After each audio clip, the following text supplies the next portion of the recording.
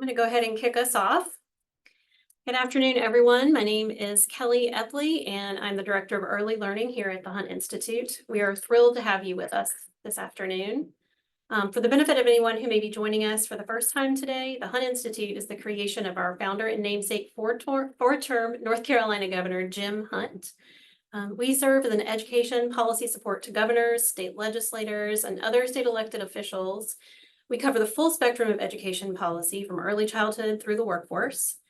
In our Early Efforts series, we focus on the early childhood portion of this continuum and are excited to welcome a terrific panel today for an important conversation about creating inclusive classrooms that meet the needs of all children.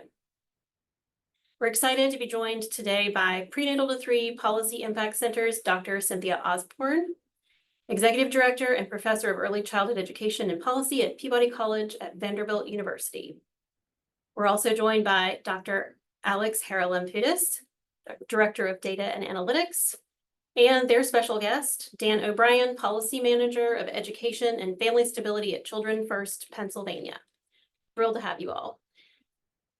The Prenatal to 3 Policy Impact Center empowers states with rigorous evidence to implement effective and equitable policies that ensure all children thrive from the start.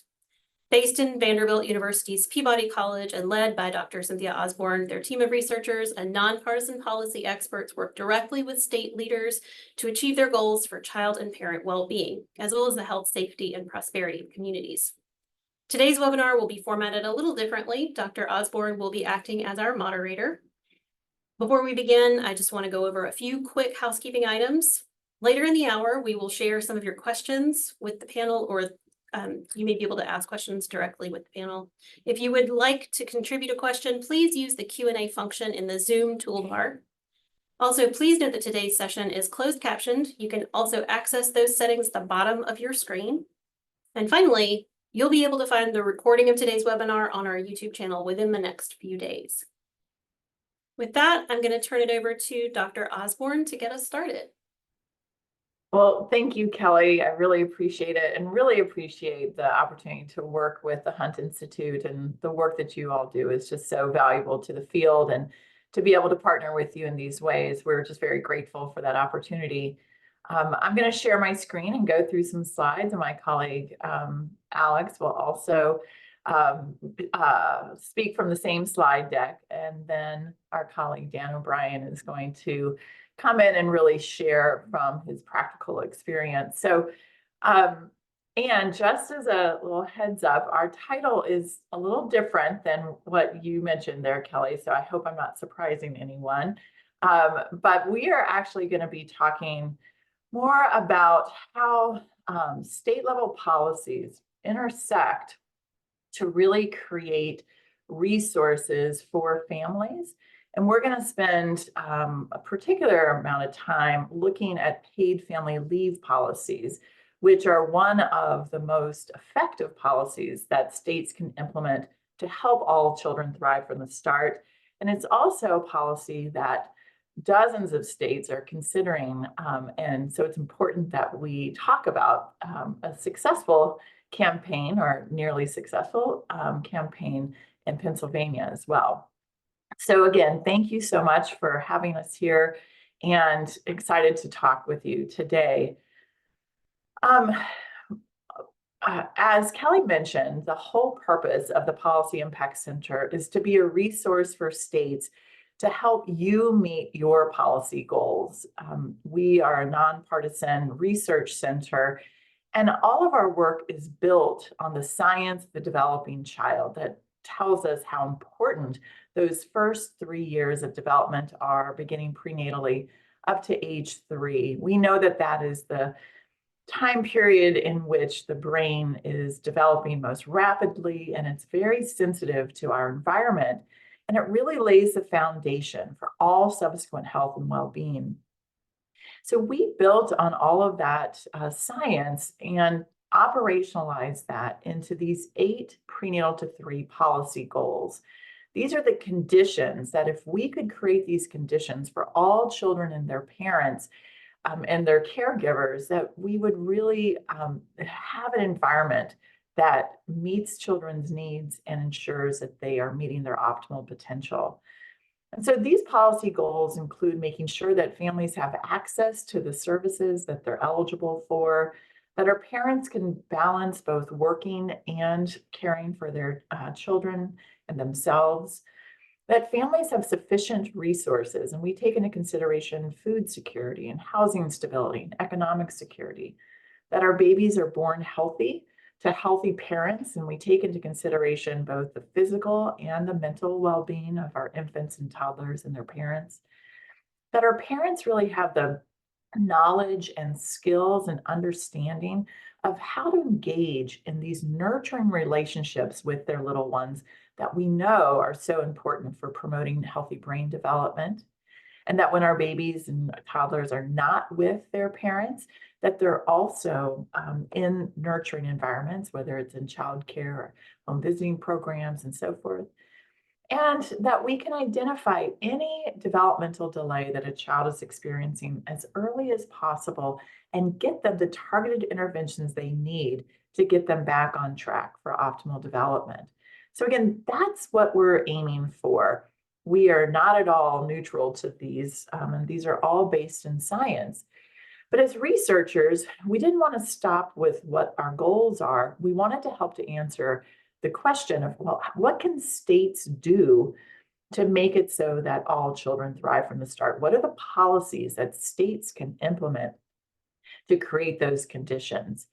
And in doing that, we reviewed thousands and thousands of studies and hundreds of the most rigorous studies that have been conducted to identify what the most effective policies are. What are the policies that have the strongest evidence base? And that led us to four broad conclusions. And one is that there are effective policies and strategies out there that states are implementing that are really making a difference in children's lives and their parents. And I'll share with you the 12 that we've added to our roadmap. But also, it's really important to understand that there is not a single policy or program that anyone can implement that only focuses on the infant and toddler, that we have to provide policies that care for the caregivers so that they can do the job of caring for their children or for their students. And also, it's so important to understand that there is no magic bullet. There is not one policy or program that a state can implement and say, well, we've done it. We've done childcare, or we've done paid leave, or we've done Medicaid. And so therefore families are okay. It really does require us building a system of support for families that include a combination of broad-based and economic and family supports, as well as targeted interventions. And what you're going to see today is that there is wide variation across this country, depending on the state in which a child and family live, in terms of the level of benefits that they have available to them.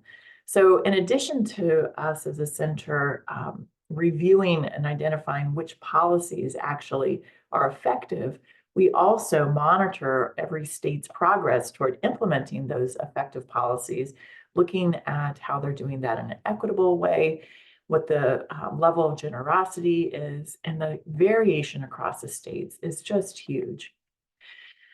Many of you may be familiar with our prenatal to 3 state policy roadmap, and I'm not going to spend a lot of time going through what each of these policies and strategies are, but you can see that, as I mentioned, that they are a combination of supports for families, including health care and paid family leave and minimum wages and earned income tax credits, reducing their administrative burden, making sure that we're screening families, that we're providing access to childcare and supports during the birthing process, that we're providing parenting supports in our home visiting programs, and these targeted early intervention services.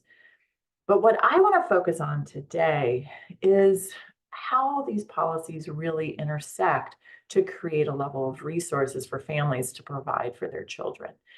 And this is our roadmap, or what we call internally our grid, but it really shows states how they can prioritize one of those prenatal 3 policy goals and then implement the policies that are best aligned toward helping them to meet that goal.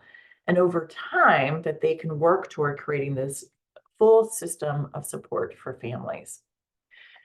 All right, but if we step back and say, well, let's say states are doing all this, how does that really impact families? I'm going to share with you the story of Lena. And Lena is a stylized mom that we have created so that we can really show you and illustrate to you how these policies intersect with one another. She's a single mother and she has an infant and a toddler, and Lena works full-time all year round at a minimum wage job. And unlike a lot of folks in states, she actually applies for and receives all the benefits that she's eligible for. And she files her taxes, so that means that she gets any credits that she's also eligible for. Because she's just had a baby, then she took 12 weeks of leave following her infant's birth. She is actually eligible for the federal Family Medical Leave Act of 12 weeks of unpaid leave. And if she lives in a state with paid leave, then she gets that benefit as well. And in order to work, she sends her children to center-based childcare, and that center charges the 75th percentile of the market rate. I can go into more detail about what that means, but this is what the federal government calls the equal access target, and it allows us to have some basis of comparison across all states. So Lena, really the level of benefits that she has available to her varies considerably based on the state in which she lives.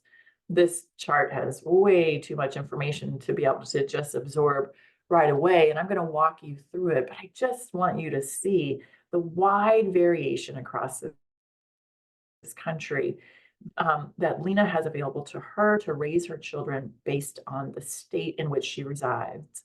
So if she lives in the District of Columbia, she has nearly $49,000 in resources. And doing the exact same thing, living in Georgia, she has just over $20,000 in resources. And let's start by looking at some of the components that go into this simulation. We call this our policy impact calculator. So that you can see the variation across the country in these policies.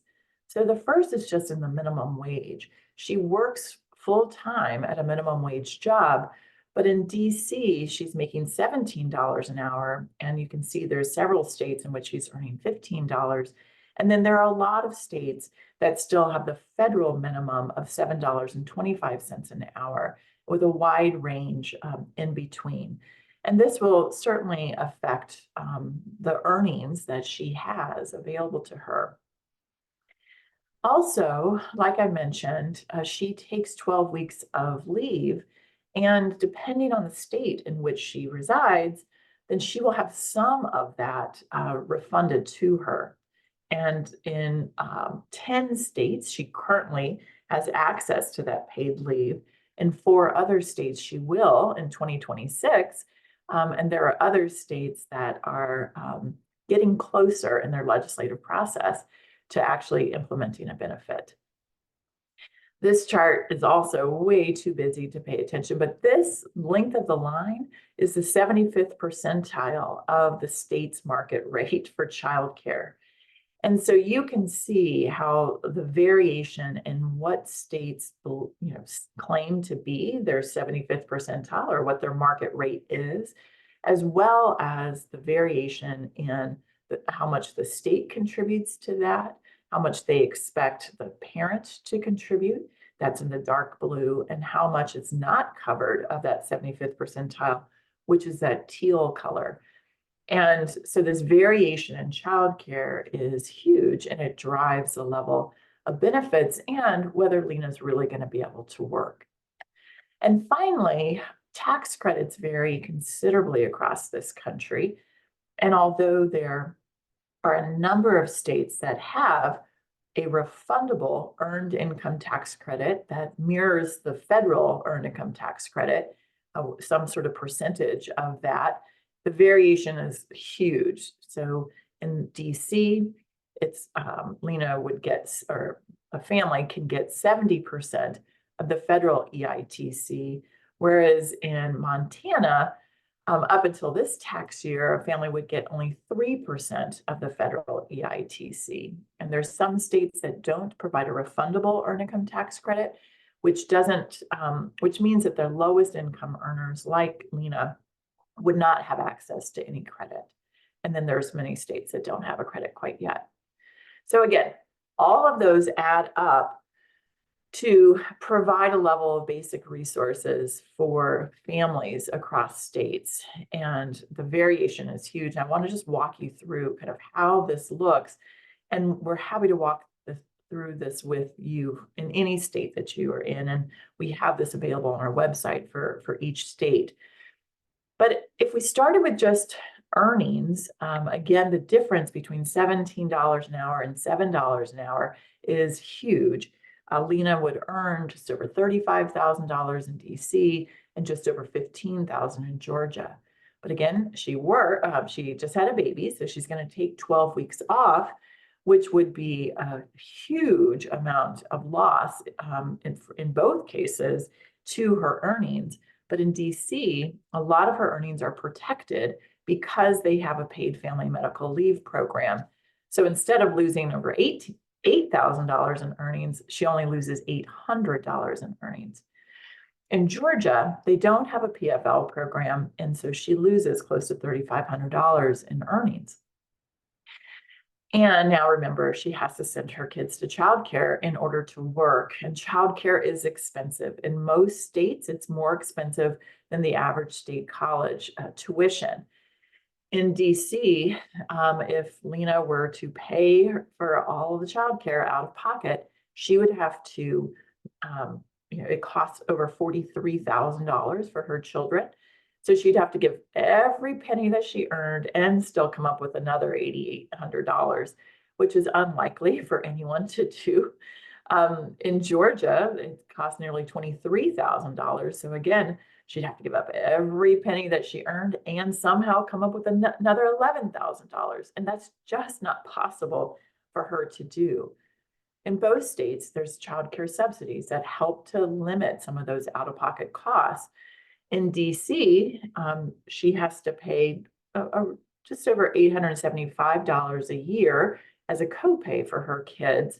But in Georgia, you can see that she has to pay more than $9,000 in out-of-pocket expenses. That leaves her with just $2,600 or just over $2,500 in income. And most folks, if they were in Lena's shoes, probably would decide that working isn't going to pay.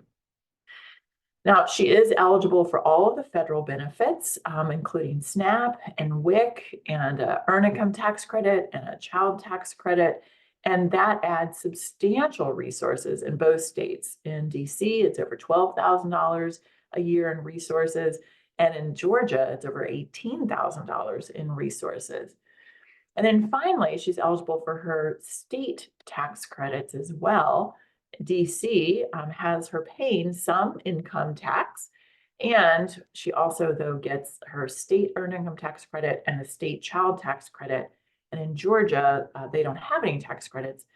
And so she doesn't have any additional resources. So you can see how these state policy choices really compound to lead Lena to having over $48,000 in resources in DC and only $20,000 of resources in Georgia. Same family doing the exact same thing with different resources.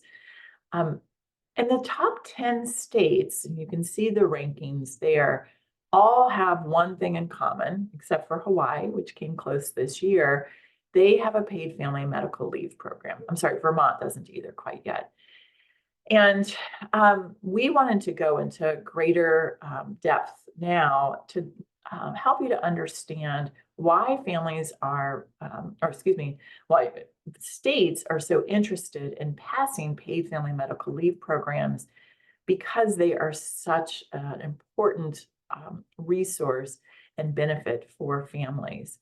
What I'm going to focus on is bonding leave. It's the time period following a birth or adoption or foster placement of a child that both the parent who had the child and the other parent can have time off to bond and heal if you've had the child, and really connect with that child. And as I mentioned, there are 10 states in which they actually have already started to implement paid family leave. Colorado was the 10th state that just started this past January. And Delaware, Maine, Maryland, and Minnesota are all going to be implementing the program in 2026. And we will see which state is going to be the 15th state. And the reason that they're doing it is because it works. It's one of the most pro-work policies that we have, meaning that families, especially the person who had the child, is much more likely to return to their pre-birth employment. They're more likely to be working. And it's also one of the biggest anti-poverty policies that we have. It reduces poverty, it increases resources in the household. And it also reduces other things associated with material hardship, like food insecurity. It's also linked to a reduction in infant mortality, that part of infant mortality that occurs after the first 28 days.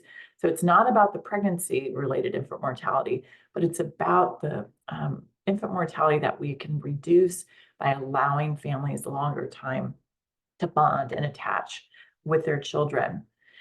It's associated with better health for the parents and better interactions between the child and the parent. And it leads to better increases in behaviors that families want to engage in. So breastfeeding or immunizing their children. And it's associated or causally linked to a reduction in child maltreatment, particularly abusive head trauma. So, it really meets so many different needs that states have. But as we showed, the benefits that individual families have available to them varies considerably. A family in Rhode Island who's earning the national median income would just get about $4,100 a year in paid leave benefits, or each time that they would have a child. Now, Rhode Island did just increase that to 8 weeks, so good for them, and that will be starting shortly. But that same family in Oregon would have nearly $12,000 in benefits because of several different factors.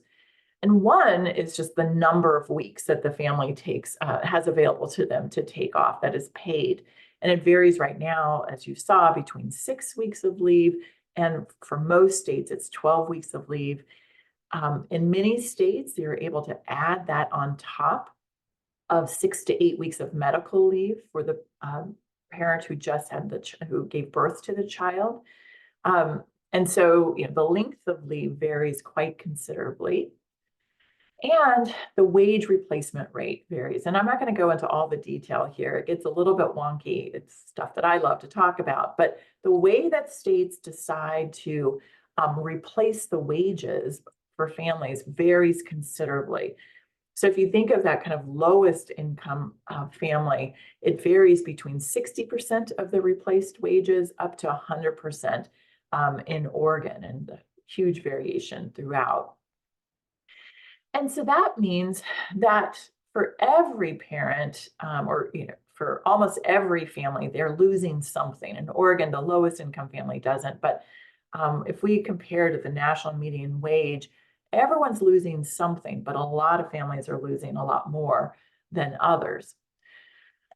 And an important thing about paid leave to remember is that it is a benefit that is actually paid by the employee. It is something that in some states, both the employee, the worker, and the employer share the cost. In some, it's just the employee, and DC is the only one in which it's fully funded by the employer. But it is a contribution from your wages. It's like Social Security or unemployment insurance. It is a social insurance program. And so families are paying into it. It's a benefit that they acquire, that they accumulate because they have all been paying into it. And they pay just a small portion of their wages, but it gives them a huge level of benefits when they need it the most. So I'm going to stop there. I've given you kind of the nuts and bolts of why it's so important to think about policies for families and some of the background on paid family leave. My colleague Alex is going to walk you through what we've done for states to really look at what the benefit to cost ratios are for paid family leave. And specifically, we looked at Pennsylvania. So Alex, I'm going to turn it over to you now. Thank you, Cynthia. Good afternoon, everyone. My name is Alex Haralamputis, and I have the privilege of being the director of the data and analytics team at the Prenatal to 3 Policy Impact Center. And I've really enjoyed working with a great team of researchers over the past several months to look at the benefit and cost of paid family leave as it's been proposed in Pennsylvania. So specifically, we were modeling in the House, Bill number 181, and in the Senate, Bill 580, which are very similar in what they're proposing. And that is 20 weeks of leave following birth, but also medical events. And as Cynthia said, we're really focusing narrowly today on the bonding leave, so leave following a birth. A payroll contribution of 1%, which as you just saw is really in line with what families or workers are paying in other states.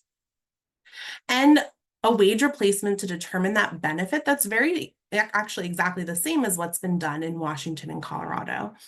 And again, this is very wonky stuff. And so I think it's really helpful to put it in context of what the average worker would experience. So in Pennsylvania, the average worker earns about $43,000 a year.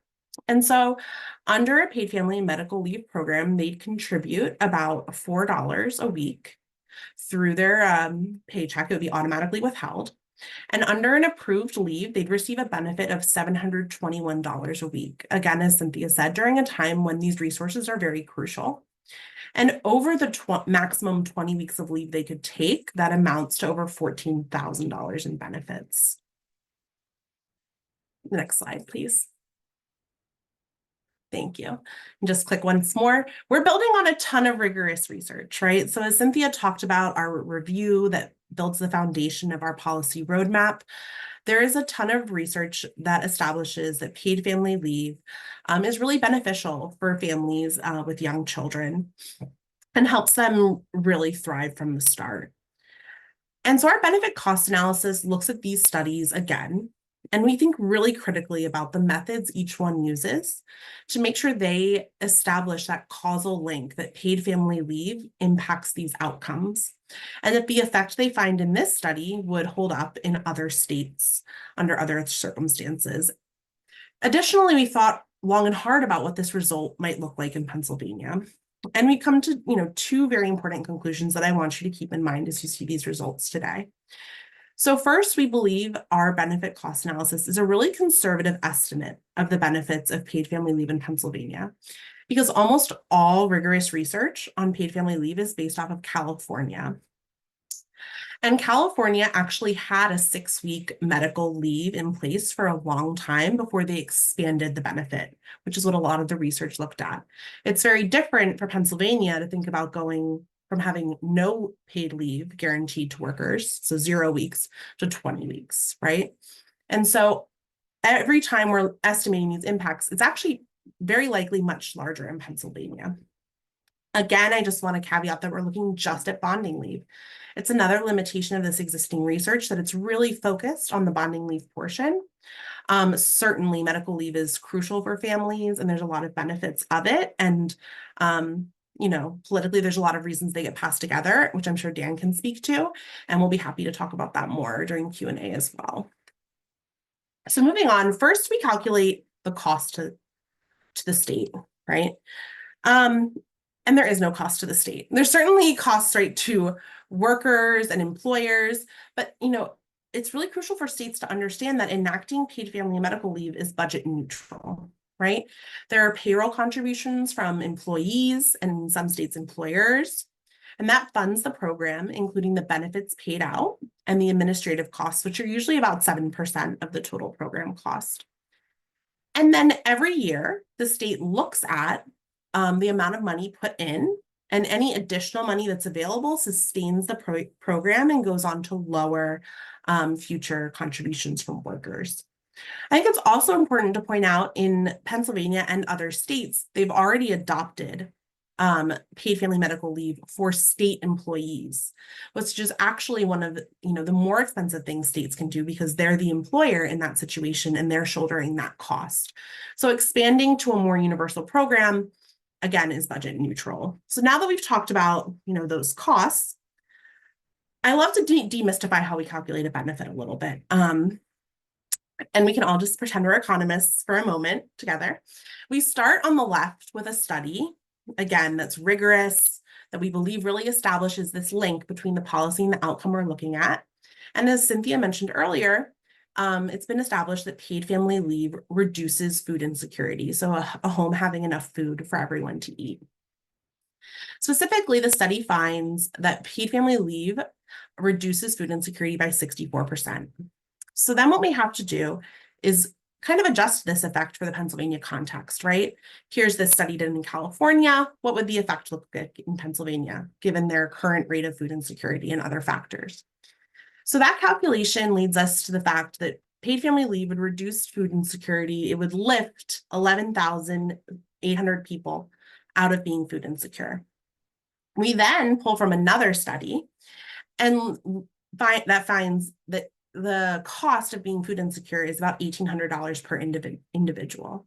So when we multiply that by the nearly 12,000 individuals that are lifted out of food insecurity, we find a benefit in the amount of almost $22 million for society. We adjust that to 2023 dollars, and you see in the orange box, that's $28 million in healthcare costs avoided annually by individuals no longer being food insecure. And we do this for a number of outcomes that are related to paid family leave, right? Employment, tax revenue for the state, health, poverty. I encourage everyone to look at there's a brief that has this table and then a longer report that really details all of the impacts of paid family leave. So each of these line items are a calculation based on rigorous studies. And when we add them all together, we get the grand total, which is that the societal net benefit for every year of births of having paid family leave is $379 million for society. And again, this is a conservative estimate because Pennsylvania is proposing a longer program. We can talk about this as for every $1 invested in paid family leave, society would see $18 return on investment. And this does not include any benefits paid out because those premiums paid in and benefits paid out zero out. So this is just benefits from all of those things you saw on a prior slide. And this returns year over year for every year of births, right? So you'll see this for the 2025 babies, for the 2026 babies, and so on and so on. And even more on top of that, right? You see additional returns over the life course. And because there are big dividends for early investments, when we look over the life course of this year of babies born, we see $1.7 billion in net benefit for society. Now we can break this down a few different ways. So we can think about the two players here who are the biggest beneficiaries of a paid family medical leave program or bonding leave specifically.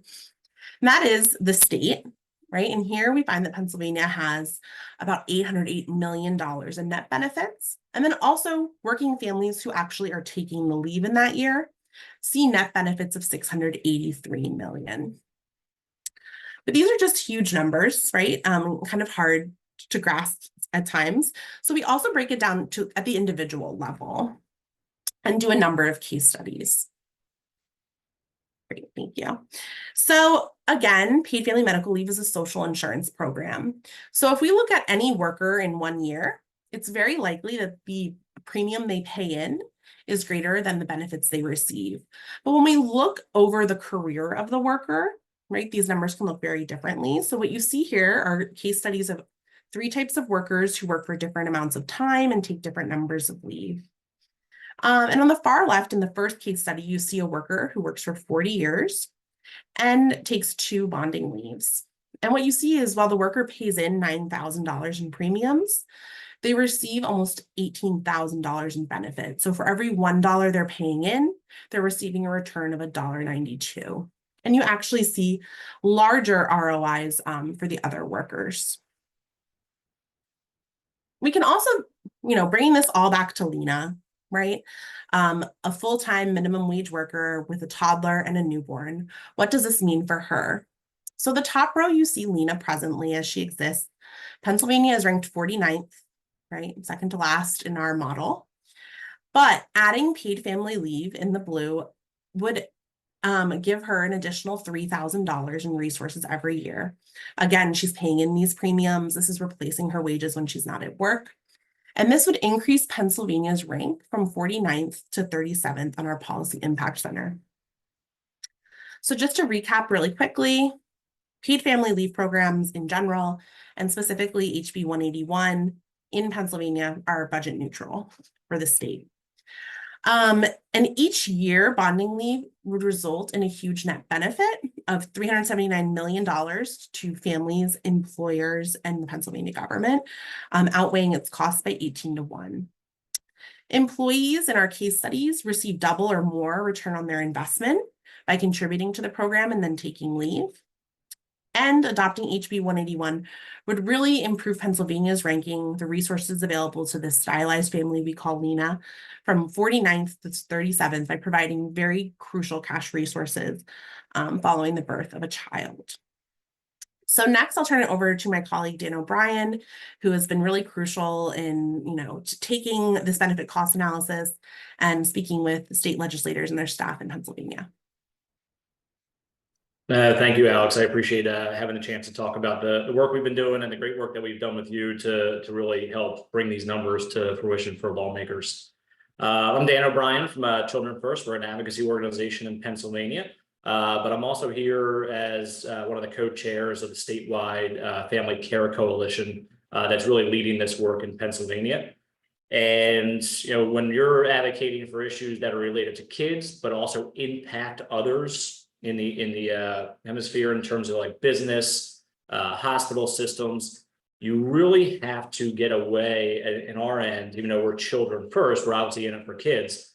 You really have to focus on the numbers. Lawmakers, they, for the most part, want to do the right thing. They want to make sure that families have an opportunity to succeed. But when you start bringing in costs for other impacts of society, they start to get a little bit more opposed or have more questions. So one of the things that we have really tried to do as a coalition and at Children First is talk about all the positives that paid family and medical leave would bring, not only to families, but to business, to the economy, to our competitiveness, because in Pennsylvania, we are surrounded by, 4 of our 6 neighbors have paid leave programs already, or have passed them in the last couple of years.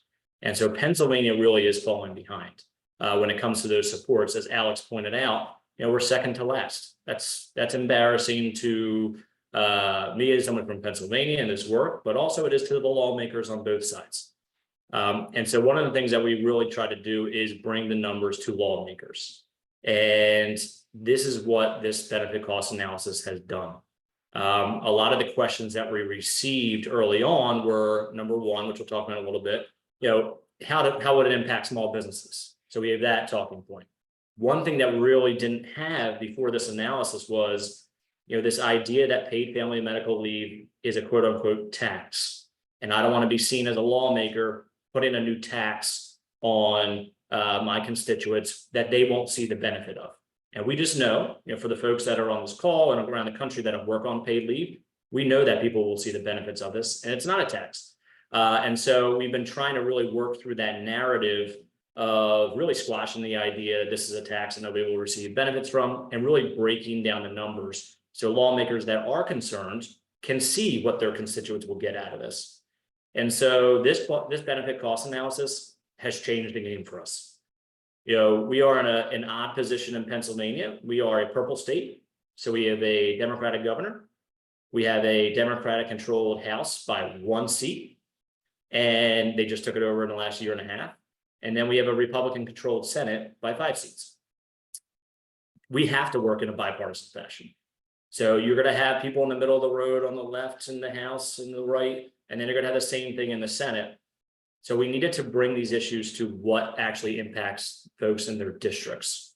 And so what this analysis did is look at your district, look at the people that, would qualify for this, would pay, what they would pay in and what they would get out of it. Because we know that the opposition to our paid leave bill will say it's going to cost all, it's a $4.5 billion tax increase or whatever number they're making up to try to argue against us at the moment. But what this has done is we take this analysis and we take even the further brief to more policy staff and show them this is the truth. Look at what the state will receive back, look at what families will receive back, and look at the cost savings, not only in the short term for those families that need to take leave, but the long term over the existence of their career. And what that has done is open the eyes of many lawmakers who were on the fence.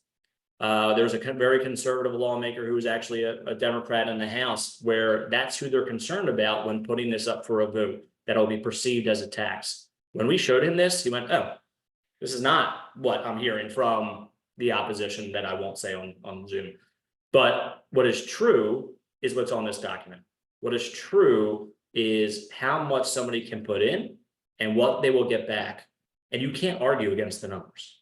And so we've been able to use this analysis to push the needle and move the ball down the field. And what that's done is given us a chance. And what that has done is make the conversation about truth and not about this misperceived notion about what this program would cost and whatnot. So what lawmakers have told us is, honestly, thank you, the good ones. Thank you for giving us these numbers, because I'm hearing this on this side or this on that side. And what they have told us is, how will this impact my district? And so even when that you're not talking about now, Alex and Cynthia and others, at the Impact Policy Center have really done is also give us district numbers on a very short, okay, in Senate District 2, this is what this means for them based on their average income. And so what we've been able to do is really create a serious conversation with this. Dan, thank you. And this isn't meant to be an infomercial for our benefit. No, it's not. But I really appreciate hearing how you've used it, and you guys are so strategic and know how to use such important ways. And we're, we've found that this sort of tool is what really changes the game for states. Can you expand though a little bit more? You guys have really been successful this year, and you've had this tool, but you've also kind of sought out different partners that one may not expect, from the business community to farmers and so forth. Can you talk about how you have strategically aligned yourself with others in the state who are also kind of pushing for this policy, or how you kind of negotiated any of those sorts of kind of opportunities to get more folks on your team, so to speak? Yes. So a few years ago, our statewide coalition's slogan or whatnot, with things we would say is, it's the right thing to do. That doesn't work in politics, unfortunately. Otherwise, none of us would need to do the research or do the advocacy. The work would be done. And so one of the things that Children First did in the coalition, really, as overall, is try to bring in the folks that were not included in the conversation, that we knew were naturally opposed at the start. So we learned from other states. We saw, that business lobbyists and others were not for this. We learned from even all the way back to California when they were trying to push through this. But what we really learned is, luckily, over the last 10 years, now that some of these programs have existed, we see why businesses, including small businesses, like and want these programs in their states. We see that the private insurance option, in terms of for businesses where they can choose between a state program and a private insurer, as long as they're having the equal benefits or greater, gives businesses that flexibility to choose between one or the other, but it maintains the benefits for their workers. And so we were able to include that in the legislation. Children First, not the Insurance Federation. It was Children First who got that in, and the coalition. But one of the main things that we did truly is we got the business voice involved. We learned a lot from Minnesota We learned a lot from Colorado, but I would say Minnesota in the last couple of years really is setting the new kind of blueprint for how to get small business voice involved, because the NFIB, the state chambers of commerce, they're really the two major opponents that you see around the state. And so we wanted to kind of sound out that opposition. And so we had a sign-on letter with small businesses, over 100 that have talked about wanting paid leave. We brought in larger companies, including Duolingo and Patagonia and others, who employ large sets of folks in Pennsylvania to say why they want a statewide program. We have brought in, we did a report that talks about the pro-business aspects of this. And so that really has sounded out what would naturally be the opposition, and really has brought it into, they're not opposed. We have a lot of people that are either neutral and a few of the other folks that are opposed at this point. So we know that it's the right thing to do, but that doesn't move the needle when it comes to politics. And right now, paid family and medical leave in Pennsylvania, it's all political. As Cynthia mentioned, we became the first state last week to have a Republican-led committee pass their version of our bill at a committee, and we had an 8-3 vote. So we're not only trying to get it done here, we think that Pennsylvania can set the stage for other purple states and even red states, and the national level, to really show that this is bipartisan and really build that momentum. And we're learning, honestly, from what a lot of people have done in other states. We learn from their mistakes. We talk to everybody who's passed this around the country, and those who were not able to yet. And that way we can capitalize and really make a great program. Well, that is really, it really is kind of inspiring to see how effective you've been in such a short period of time, but you've definitely been doing your homework. This isn't just luck either. I just want to take 1 second to ask folks to put their questions in the Q&A function, and we would be happy to try to address those in the last several minutes that we have together. But Dan, you have talked about how important it is to be able to have the numbers, to be able to show the facts, if you will. But we also know in advocacy, the kind of head and heart usually go together. There's some sort of compelling stories that do help folks understand the benefit. What is some of the examples that you've used to really help exemplify for lawmakers that this will make a big difference for families? That's a good question. I would say the numbers do play a huge role, but those stories are what they remember when they're on the floor or when they're voting in committee. We have a lot of parents that are involved that talk about how they lost their job or they went into credit card debt over this. I would say one of the great examples is very conservative senator from a very rural area in Pennsylvania. And one of our top advocates was in the meeting, and just so happened that, her mother and other family members lived in that district and or around the district. And the senator that I'm speaking of is a farmer. And so it's a family farm, and, having a paid family leave program with their workers could make an impact on what they can actually do in terms of production for any given season that they have farming. And so understandably, he had concerns. How will this impact the workers at a time when I only have a couple months to get, what they're growing out and be able to sell? And as folks know, farming isn't the most lucrative as an independent farmer, which this senator was. And one of the folks in our meeting really talked about what, the benefits that it would have, financially, not only for the workers, but for the farmer and his family himself. And she knew where the farm was. They were talking for 10 minutes about the locations. But what she also knew is that farmers' kids are leaving the industry and they're going to other states. And the impact that that's having on farmers long term is really devastating. And so what they talked about and what they really connected with were the financial aspects of it to keep young farmers here. And it was a switch that took off in the Republican senator's mind. And within the day, he sent a letter of support to Senate leadership on this issue. And even within that letter, talked about the financial impact that it would have on farmers and others across the state. So, You attach the numbers to the story, and that's what they remember, and it springs folks into action that you wouldn't think even would do so. Yeah, wow. I think that's such an important one too, to think of both small businesses and rural families and, the fact that kids are having a hard time having kids now, young people, my children's age, having a hard time having kids, that these are things that really resonate with so many lawmakers, can see the struggles. And so to be able to show how that will make a difference, I think is so important. We've had a question come in that's one that I hear a lot when we're talking to states about paid family leave, and it's about the intersection of childcare, in particular infant care. And I think that, and you may not have an answer for this, Dan, but we can think through it together. There's typically two concerns that folks who are advocating for childcare or who are running childcare businesses have.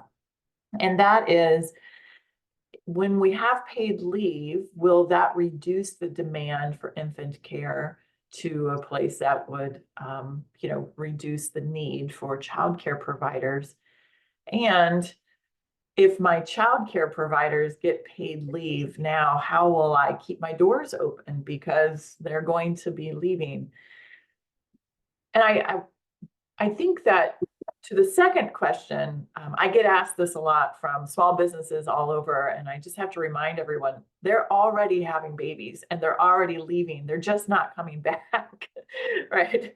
We're not, it's affecting businesses already. I don't know if Pennsylvania has kind of written anything in, but to be able to provide, support for some places with temporary workers, with, there are some states that provide tax breaks for small businesses so that they can hire temporary workers and so forth. The workforce is very difficult right now as it is. And then the first part of, is it going to reduce demand? I think it's an important thing to keep in mind. One, that right now, most childcare centers will not accept, any infant younger than 6 weeks, which is what we know, and that families are on wait lists for a year for infant slots, right? That as soon as you find out you're pregnant, that there are wait lists already. Centers are really struggling to keep their infant programs alive, and it's not something that we should dismiss as if it's not an issue. And I'd love to hear the conversations, because you guys are obviously huge advocates for childcare in Pennsylvania too. But how did you kind of deal with that?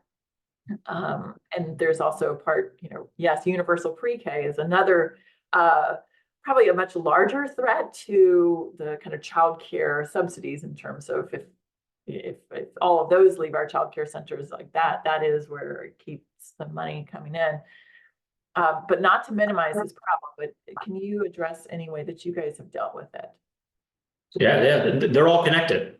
I mean, they're all connected. I mean, you mentioned a couple of the things that we have discussed with childcare providers, and the fact that, most of the time they're not taking children below, 6 weeks, and this is really a connection. But this and access to childcare keep people in the workforce, period. And if people are leaving the workforce, they are not going to be seeking out childcare eventually when they go back to work. And so we have not had a whole lot of pushback in terms of from the childcare industry. It's more like the question you said you asked about, how will the centers themselves be able to maintain staff if they are going to have, if somebody's going to take leave and whatnot. And what those conversations have led to is the fact that we need people to stay in the childcare workforce. And there are so many other reasons right now, mostly lack of pay and benefits, that they're leaving. And this actually helps to level the playing field for them long term, because Target, Walmart, Starbucks, all these companies are either beginning or already have begun to have paid leave for their workers, even the folks that are in the retail stores themselves. And that's where a lot of childcare educators are leaving to, because they're trying to look for that next paycheck because they have to, due to the lack of funding that they have now.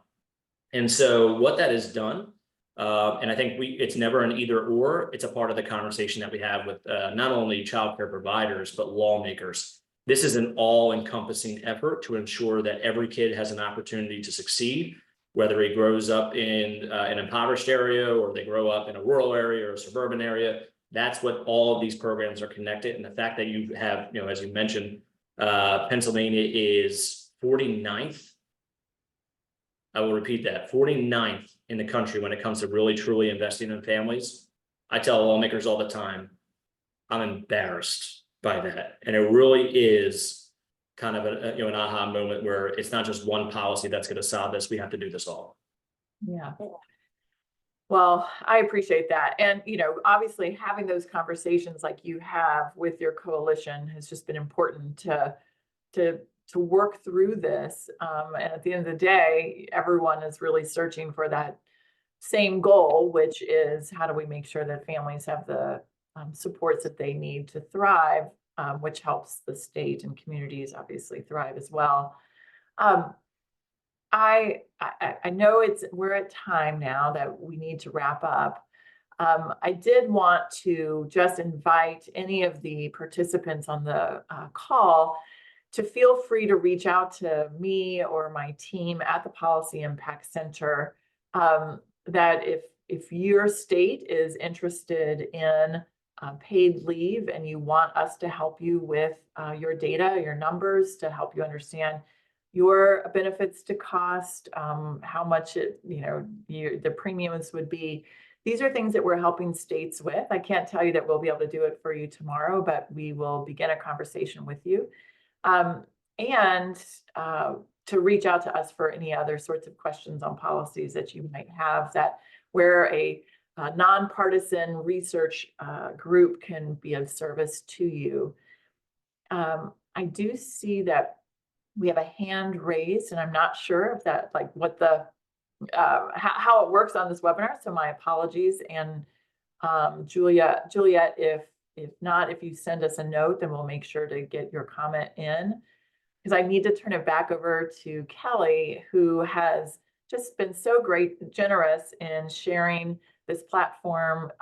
And we're just grateful for the opportunity. So Kelly, I'm going to turn it back over to you. Thank you, Dr. Osborne. And Juliet, we want to make sure that we get your question answered, and we also want to honor everyone's time who's participated today. If you're able to reach out to us with your question, we will make sure that we address that for you. I want to remind everyone, we had a question about this in the chat earlier. A recording will be available on the Hunt Institute's YouTube channel in the coming days.